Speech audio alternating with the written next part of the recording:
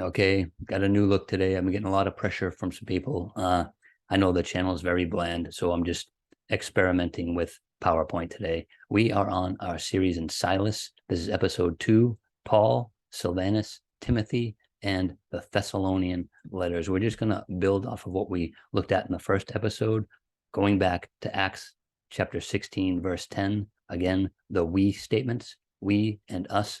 The very important thing, I'm going to get into what Josiah Conder says about this and the following events in 1st and 2nd Thessalonians.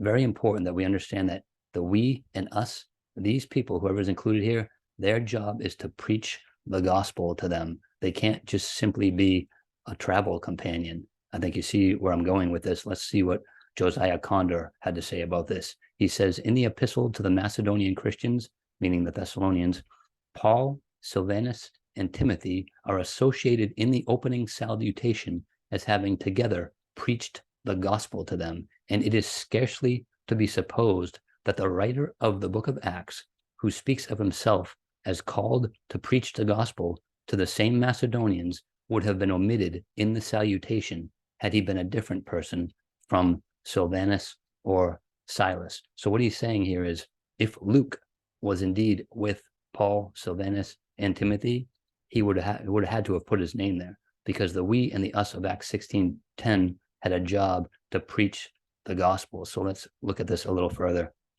It's real quick today. So Acts and 1st and 2nd Thessalonians, again, 16:10, the we and the us can only apply to those who preached the gospel. It cannot just be a travel companion. In 1st and 2nd Thessalonians, the greetings only mention Paul, Silas, and Timothy.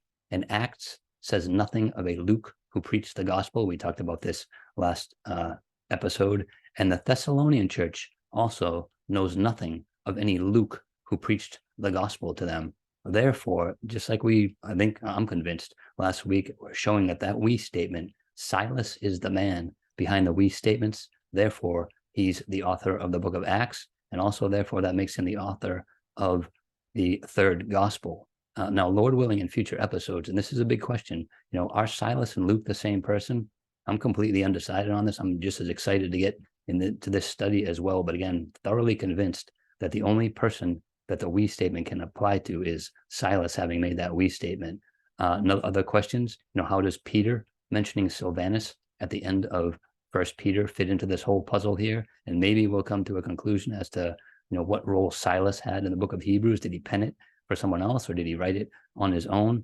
Again, lots of questions, and I'm not here trying to steer anyone's thought here. I'm in it with you, but again, I am sold on this idea that Silas is behind the we statements. And I have a quick note here. 1 Thessalonians chapter 3, verses 1-2.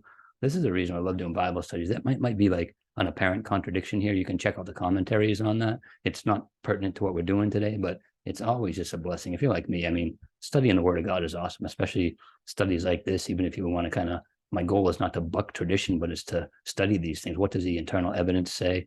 Just got to love the Word of God. So I just encourage you to continue studying, whether you don't like this topic or not. Whatever you're studying, you're always going to find something.